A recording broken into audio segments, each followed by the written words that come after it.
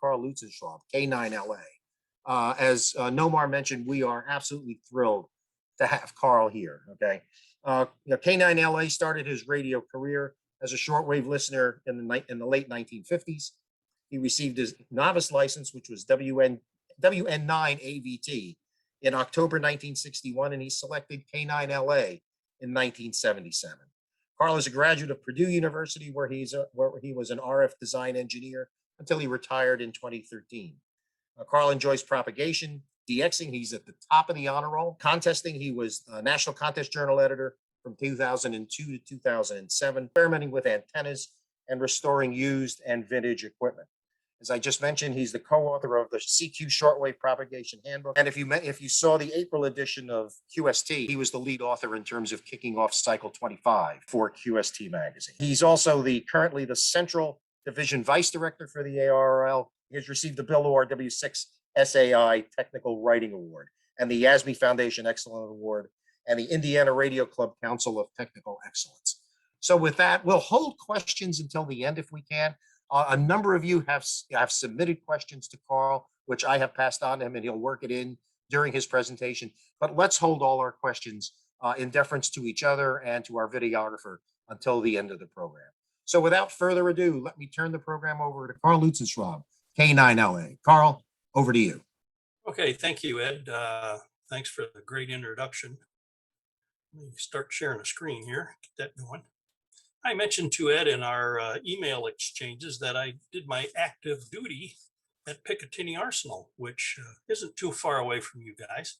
I had a great time. Didn't get down to southern New Jersey much, but I sure did get around up in northern New Jersey. And of course, we made it into New York City and watched the Tonight Show back then. That was in the 70 to 72. So I had a great experience.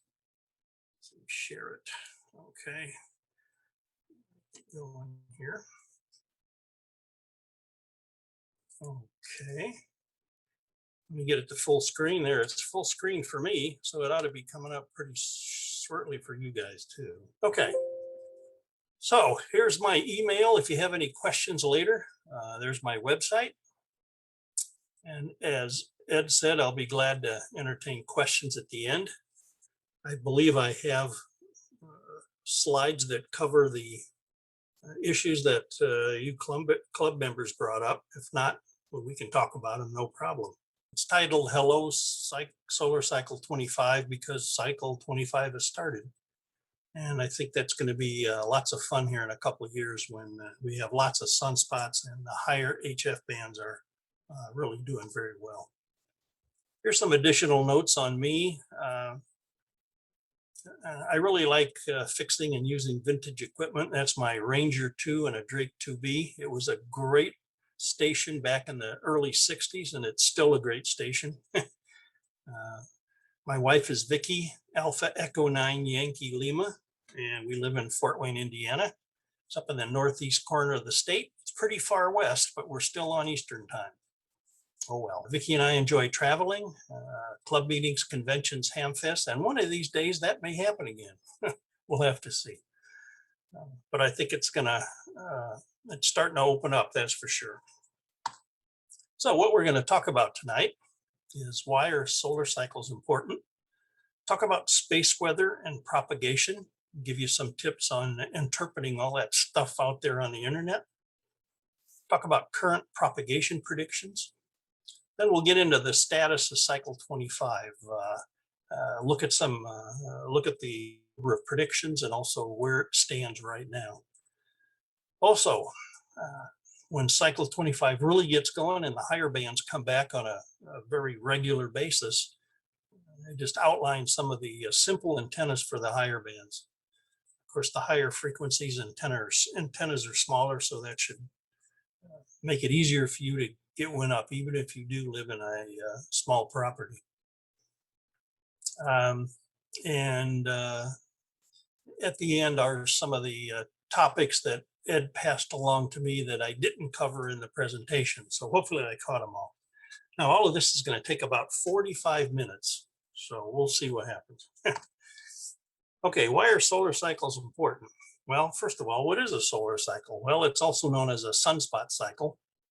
It's the time period from a very low number of sunspots, which is solar minimum, through a maximum number of sunspots, which is solar maximum, and then back down to a very low number of sunspots. It's A to B to C in the plot on the right there. That's a crude sketch of the sunspot cycle.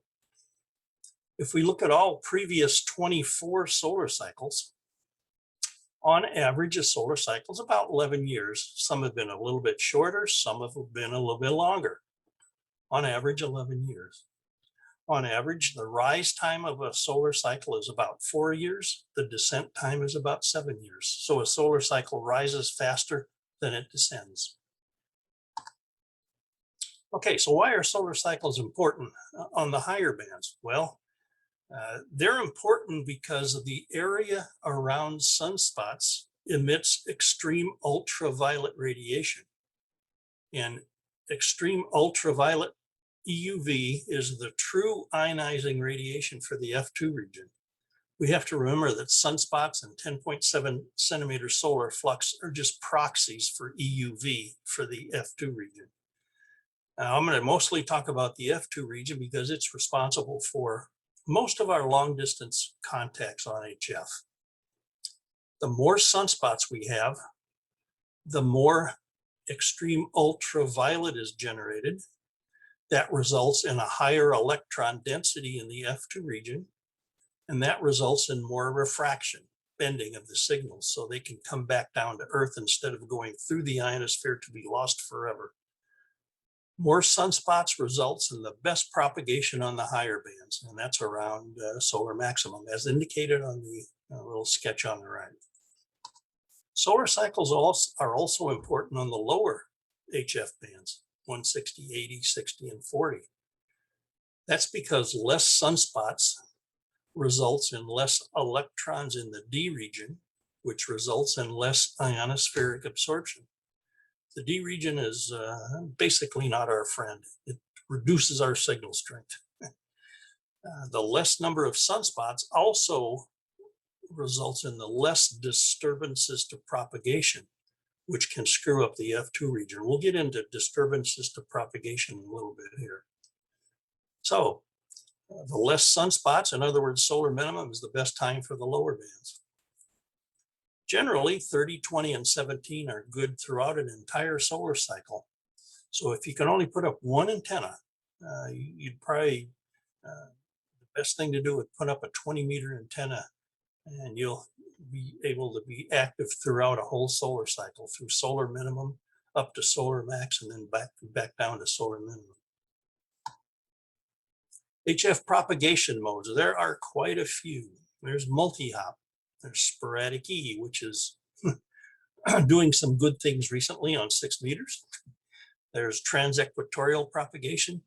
It's propagation across the magnetic equator. Generally, it's from the southern tier of states and the Caribbean into deep South America. There's ionosphere modes, in other words, ducting, scatter, ground wave, and a whole bunch of other ones. And these can be rather exciting if you happen to be in the right place at the right time, because it's usually somewhat unusual and makes you feel good. Multi-hop is probably the most prevalent mode. It occurs both with the E region and the F region. You can see there's a 2-hop multi-hop mode there shown in that sketch. If there's not enough, if the electron density is not high enough, in other words, there aren't enough sunspots in EUV and 10.7 centimeter solar flux, the signal would go through the ionosphere. It wouldn't be bent enough to come back down to the ground and go back up to the ionosphere and come back down. So that's what makes Sunspot's important, especially on the higher HF bands. Okay, let's get into space weather and propagation. There's lots of stuff out there, right? Right. We're going to focus on two issues. And from slide 6, we're going to look at ionization in the F2 region. Is there enough to refract our signals back to Earth? And from slide 7, we're going to look at disturbances to propagation because they can degrade the F2 region. Now, there is a third issue, and that's ionospheric absorption. That tells us how much our signal strength is reduced by the D region. And in general, the lower bands are best at night, the higher bands are best during the day. We don't have any good daily measurements of ionospheric absorption, so we kind of just rely on some general statements. And speaking about general statements, I'd just like to raise a big caution. What we're trying to do here is take extremely complicated atmospheric and ionospheric processes and make some simple statements tying HF propagation to space weather. Now, that's kind of okay, but it can really screw us up at times. So just remember, our statements are kind of very general in nature and hopefully apply most of the time, but there could be times when they don't. So let's talk about enough ionization. Now let's start at solar minimum, like when the 10.7 centimeter solar flux bottoms out between 65 and 70, and the number of sunspots can be 0. But even under those conditions, 20 meters and 15 and 17 meters to a bit lesser extent can be open worldwide during the daytime and early evening. So with solar flux bottomed out and no sunspots, meters are still open. And why is that? Well, that's because the true ionizing radiation for the F2 region, which is extreme ultraviolet, there's still enough of that to refract 14 megahertz and 18 megahertz on many days back to Earth. So what that tells us is a solar flux index value and a sunspot number can give us an indication if the higher bands might be open. So let's take a little bit deeper look at that. And what I've shown on the left here is the N0 NBH banner. That's daily data. It's seen a lot of places on the internet, www.qrz.com, at solarham.net. And there are many other places you can get space weather. There's spaceweather.com. There's the Space Weather Prediction Center. I mentioned solarham.net. You can also listen to WWV at 18 minutes past the hour.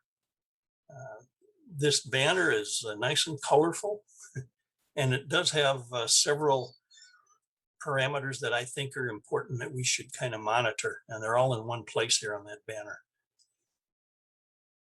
Now, I mentioned that this is daily data. You can see downloaded this at 16:20 UTC yesterday, 20 May. So that's what was going on yesterday. Solar flux was 65. That's pretty darn low. Sunspot number was 24. And there's some subjective calls on how HF conditions are there in the lower left corner, and calls on how VHF conditions are. Of course, the past several days we've had great, or at least the East Coast and sometimes the Midwest has had great 6-meter sporadic E propagation to Europe via the FT8 mode, and it's indicated there. Now, we got to remember that our understanding of the ionosphere is based on the correlation between monthly median values of the maximum usable frequency and signal strength and smoothed 10.7 centimeter solar flux or sunspot number, or that 304A parameter. The 304A parameter, 304A is 304 angstroms, that's 30.4 nanometers. That's in the EUV band, so it's a good indicator of what the F2 region could be doing. The problem is we do not have daily predictions yet, and that's because there are other parameters besides solar radiation that determine how many free electrons are up in the ionosphere.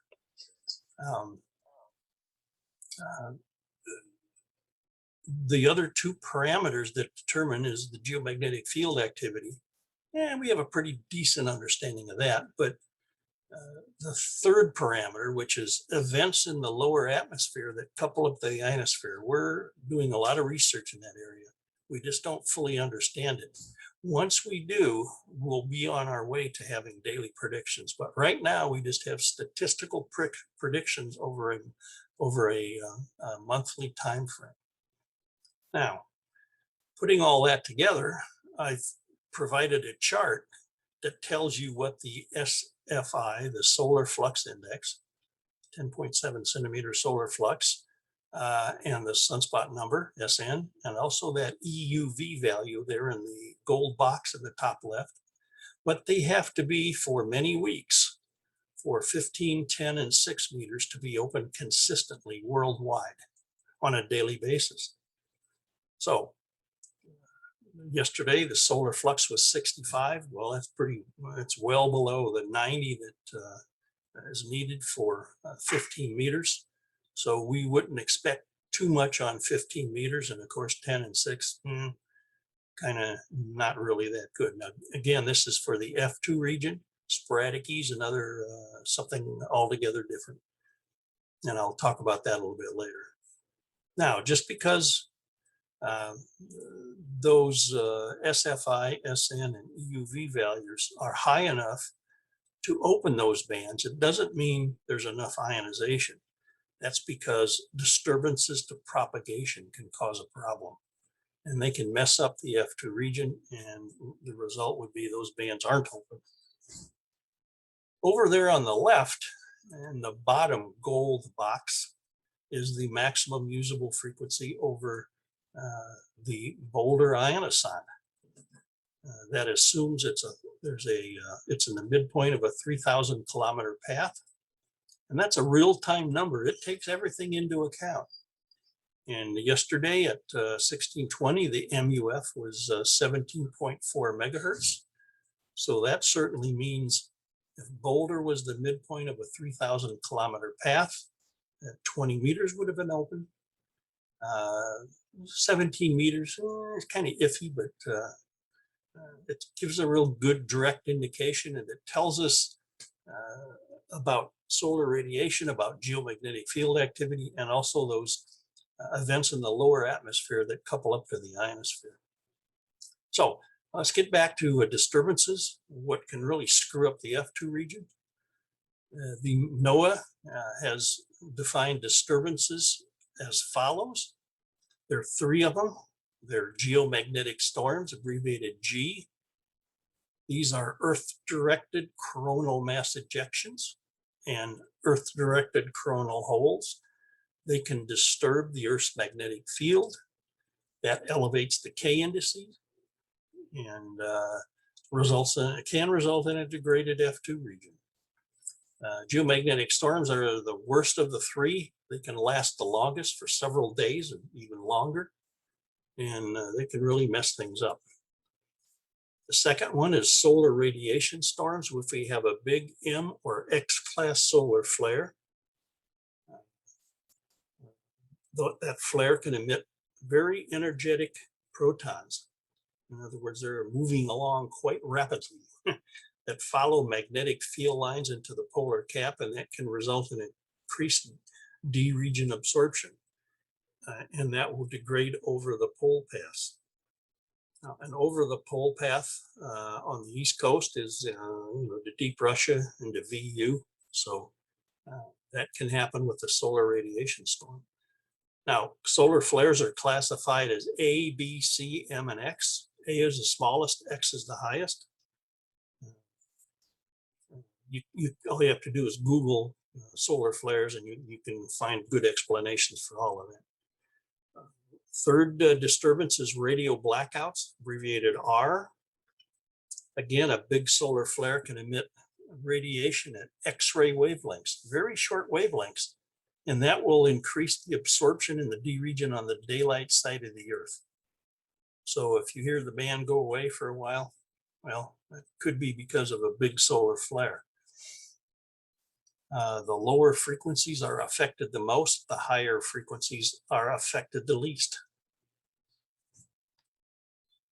Okay, we talked about the K-index. What is it? The K-index is a 3-hour indicator of the fluctuation of the Earth's magnetic field from a quiet time value. It comes from magnetometer data, and it ranges from 0 to 9. It's a logarithmic scale. So if you go from 0 to 1, that means it went up by a factor of 10. A higher values mean a more disturbed F2 region. In that gold box up there on the left, there's also an A index, and it's an average of the 8 daily 3-hour K indices. It goes from 0 to 400. It's a linear scale. Now the PLN-TRY means it's a planetary number. In other words, you can have a K index, for example, from Boulder. But if you look at a whole bunch of other observatories and average them together, then that's a planetary. That'd be a KP index. And the same goes for A and AP index. AP means a planetary A index. The other two parameters that we should pay attention to are BZ and SW. BZ is the direction and magnitude of the interplanetary magnetic field. Now, the Z component, B sub Z, the Z component, is perpendicular to the ecliptic. The ecliptic is the plane in which the Earth goes around the sun. So if it's perpendicular to that, we know that it's kind of north-south, just like the Earth's magnetic field. When the direction is positive, that means the interplanetary magnetic field is not coupling very well to the Earth's magnetic field. When it's negative, that's when we have to watch out. The BZ component goes from about plus 50 to minus 100. SW is the solar wind speed. The quiet time solar wind speed is about 400 kilometers per second. If there's a coronal hole with a high speed stream or a big coronal mass ejection directed right at Earth, solar wind speed can get up to 2,000 kilometers per second. That's moving around, moving quite quick. In the bottom left in green, that's pretty much in general what we desire with respect to disturbances to propagation. We'd like the K index to be less than or equal to 3. That corresponds to an A index of less than or equal to 15. We'd like BZ to be positive, so the interplanetary magnetic field and the Earth's magnetic field aren't coupled very well. A little bit slightly negative is okay, but if it starts getting up to into the 10s, then that's not good. And we'd like the solar wind to be not too much greater than 400 kilometers per second. Again, all I can say is, we're trying to simplify some very complicated processes. So these are just general conditions. Of course, if you're a VHF type, you want the K index to be high because of aurora. So, every once in a while, a high K index makes people happy.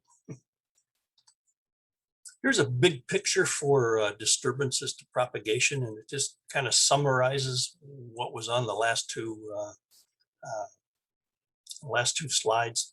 I'll let you look at it in more detail. It gives a good worldwide picture of where geomagnetic storms can cause problems, where radio blackouts can cause problems, and where solar radiation storms can cause problems. Now, earlier on, I mentioned that solar minimum has less disturbances, and we'll take a look at that. Here's a plot of cycle 24, the 10.7 centimeter solar flux in blue. And red is the smoothed AP index, the smoothed planetary A index. Smooth just means it's the monthly mean values are just further averaged to take out all the spikiness in the plot. Now you can see what happens around solar maximum. Cycle 24 had 2. You can see that the AP spikes up and it's maximizes. But then on the descending cycle of a solar cycle, on the descending part of a solar cycle, the AP index goes higher. And that's mostly due to coronal holes. They are worse than coronal mass ejections. So that causes quite a bit of disturbances on the decline of a solar cycle. But eventually the solar cycle gets low enough and the AP comes down again.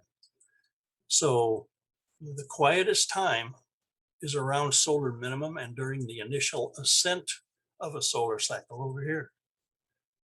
Now, a disturbed F2 region is the price we pay for lots of sunspots for great propagation on the higher HF bands.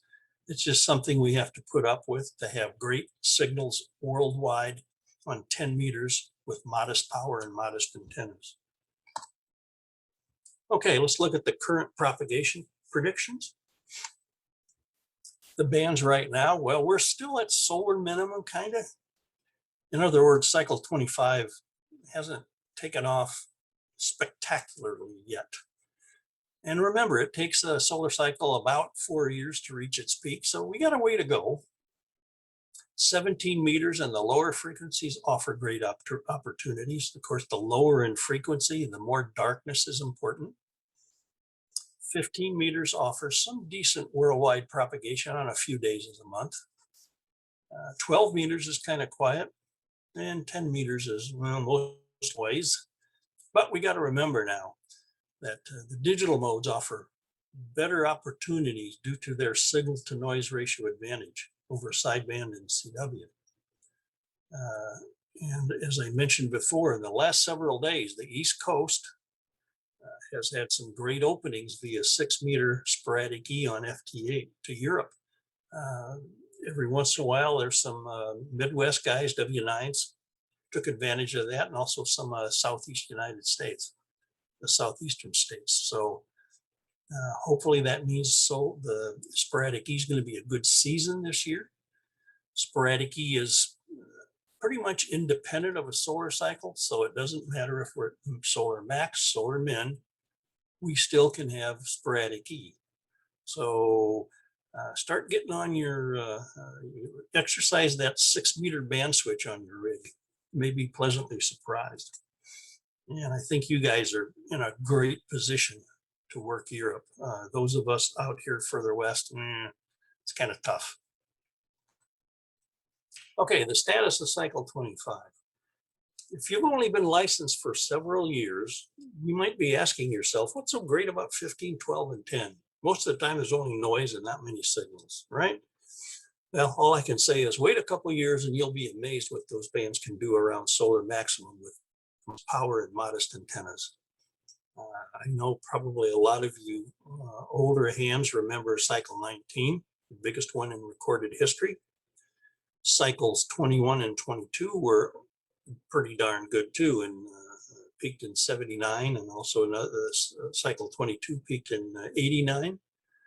So we had great conditions on the higher bands, and 6-meter F2 propagation was very good. So let's take a look at recorded history. Cycle 1 began in 1755, although our record goes back to 1749. That's when we kind of figure we had the best data starting.